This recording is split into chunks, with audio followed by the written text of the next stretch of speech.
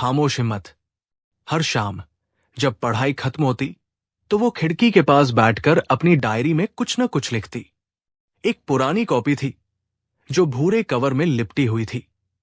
उसने उसका नाम रखा था सपनों की डायरी। एक दिन मम्मी के लिए वॉशिंग मशीन लाऊंगी जो लोकल ट्रेन जैसी आवाज ना करे, और पापा को राशन की लाइन में नहीं लगना पड़ेगा। उसकी डायरी किसी ने नहीं पढ़ी, ना ही उसकी सबसे करीबी दोस्त नेहा ने, जो अक्सर कहती थी, ऋतु, तू तो एक दिन कल्पना चावला बनेगी। लेकिन रितिका को फेमस नहीं बनना था, उसे बस जरूरी बनना था। घर का माहौल भी कुछ आसान नहीं था। पापा एक सरकारी बाबू, हमेशा थके हुए।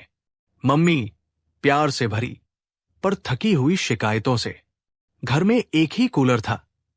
गर्मियों में वो कमरे दर कमरे वीआईपी की तरह एग्जाम के दिनों में रितिका को मिलता था। वही उसकी सबसे बड़ी लग्जरी थी। पर उसने कभी शिकायत नहीं की, क्योंकि उसके अंदर कहीं एक विश्वास था। मेहनत से सब मिलता है, थोड़ा देर से, पर जरूर मिलता है।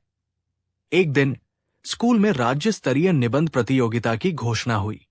विषय था मेरे सपनों का भारत। ज्यादातर बच्चे मुंह बनाने लगे, पर रितिका की आंखों में चमक आ गई। 2 रातों तक वो जागती रही, बार बार ड्राफ्ट लिखे, फाड़े, फिर से लिखे। उसका निबंध बड़ा सिंपल था। कोई बड़े शब्द, आंकड़े नहीं, बस उसकी जिंदगी की सच्चाई। मेरे सपनों का भारत वो है जहां एक लड़की को यह साबित ना करना पड़े कि उसे पढ़ाई क्यों करनी है, जहां उसके सपनों को बोझ नहीं समझा जाए, जहां एक पापा बिना हिचक किताब खरीदे, कुर्ता नहीं।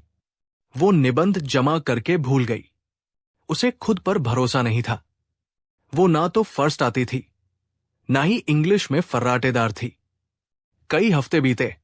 फिर एक शाम जब वो मम्मी के साथ आलू छील रही थी, घर की पुरानी लैंडलाइन फोन घनघनाई।